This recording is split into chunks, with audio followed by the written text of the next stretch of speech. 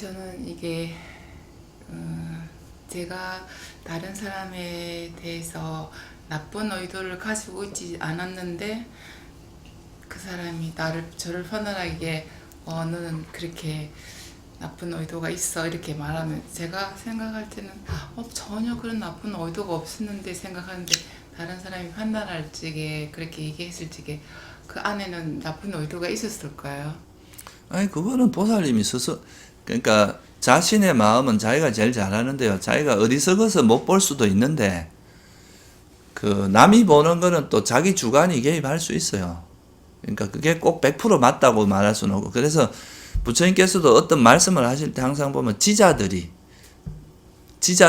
비난받지 않는, 뭐 이러지, 아무에게나 비난받지 않는 이런 식으로 표현 안 하시거든요. 그러니까 부처님도 당신도 과거에 이래 보면 외도들이 와서 막 비난하고 이런 일들이 있었잖아요. 근데 그래도 합리적이고 지혜로운 사람 같으면 절대 그렇게 하지 않았겠죠.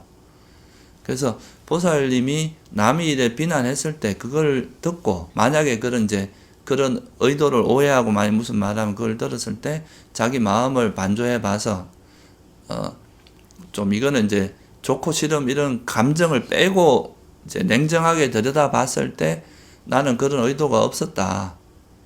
그리고 실제 난 그렇게 행동을 안 했다고 하면은 그건 보살님 더 이상 신경 안 써도 돼요. 그런 거는.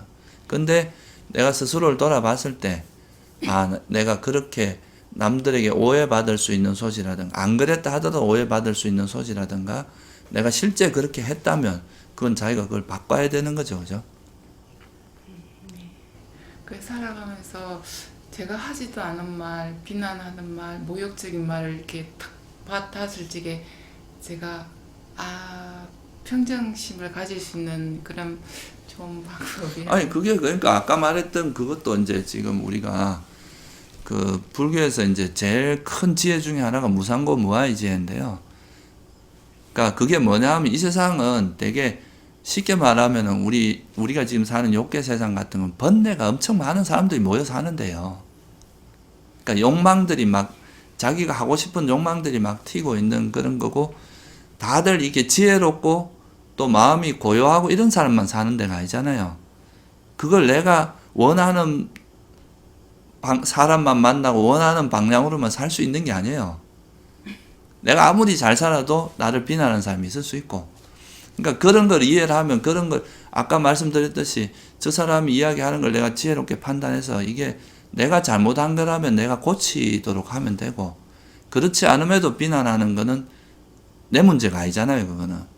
그 사람의 문제고. 그래서 만약에 이게 이제 또 관계 속에서 이걸 그냥 뭐 계속 그렇게 했을 때 이게 문제를 해결해야 될 부분이 있으면 내가 화를 안 내면서 그게 적절한 대응을 하면 되거든요. 앞으로 그렇게 하지 말라든가. 근데 같이 이제 싸우고 화를 내고 이러면 나도 괴롭고 이제 계속 문제가 더 꼬이게 되는 거죠. 그래서 우리가 세상사를 살아갈 때 세상이 어차피 내 맘대로 안 된다.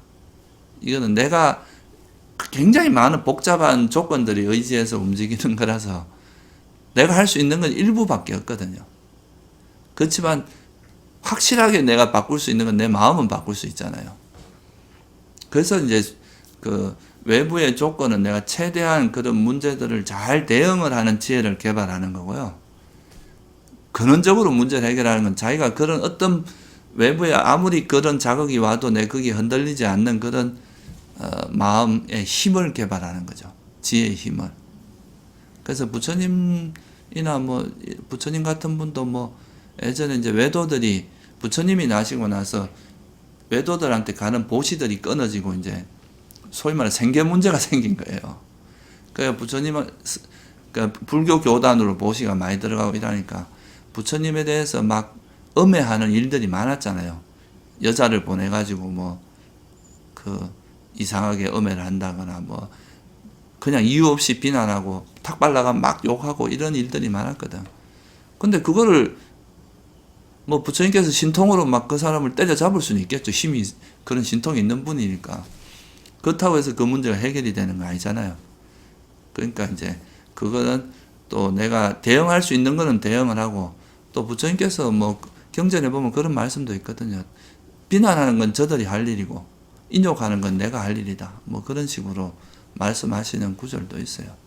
그래서 내가 뭐 그런 거에 대해서 또 참아야 될 부분 관여하지 않아야 될 부분 참고 그냥 해야 되고, 또 때로는 뭐 제자들이 만약 제자들과의 관계에서 그런 경우는 또 부처님께서 단호하게 혼을 내시거든요. 그러니까 적절하게 대응하는 그 지혜를 개발하는 거예요. 그런 지혜의 힘이 없으면 계속 이제 이 주변의 여건에 계속 흔들리죠. 이렇게 이런 일 생기면 거기에 휩쓸리고, 이런 일 생기면 저기에 휩쓸리고, 이러다 보면 이제 계속 그 경계의 바람에 흔들리고 힘들어 하면서 살아가는 거고. 그래서 저도 힘들어서 절이나 센터 같은 데 오면 마음 편하고 아무 번뇌가 안 생기는데 밖에 나가면은 그러니까 출가를 하고 싶은 생각이 막 들어가지고. 근데 그렇게 생각하시면 안 되고요. 그렇게 해서 절에 들어오면 막상 외부에서 보면 절에 오면 좋을 것 같지만 안 그래요. 또 그 속에서 살면은 거기서도 또 인간관계가 있고, 그 속에서도 또 수행을 잘한 사람이 있고 못한 사람이 있고 그러기 때문에 또 부딪히는 문제들이 있어요. 그러니까 그게 외부 탓이 아니고 내 마음에, 물론 이제 외부적인 조건도 있지만 결국은 그런 것은 자기가 이제 자기를 변화시켜서 그런 어떤 환경에서도 내가 흔들리지 않는 그런 마음을 개발하지 피해갖고 될 일은 아니에요. 그거는. 아무래도 무근을 하면은 이게 많은 것이 안 일어나지 않을까 싶어요. 아니, 그러니까 그런 것도 하나의 조건이 돼요. 그러니까 이제 사람을 덜 만나거나 말을 적게 하거나 이런 것도 문제가 생길 수 있는 조건을 좀 예방하는 차원은 되는데, 그게 근원적인 해결 아닙니다. 그러다 보면 나중에는 계속 이제 사람을 피하거나 자꾸 이제 고요한 곳으로만 찾아다니려고, 이게 무슨 수행입니까? 수행은 어떤 상황에서든지 내가 마음이 흔들리지 않고 평온해야 되는 거지. 그런 힘을 길러야 돼. 힘을 기르는 과정에서 보살님이 잠시 이렇게 뭐 말을 적게 하고 좀 고요한 곳에 있고 이런 건 좋은데, 그런 건 그럴 수도 있는데요. 그런 방향으로만 계속 살아가는 것은 그게 수행의 본래 본질은 아닙니다. 어떤 일이 있어도 뭐 내가 거기에 흔들리지 않는 그런 마음이 생기는 게 지혜지 뭐. 안 그래요? 맨날 피해만 다닐 거예요, 세상을.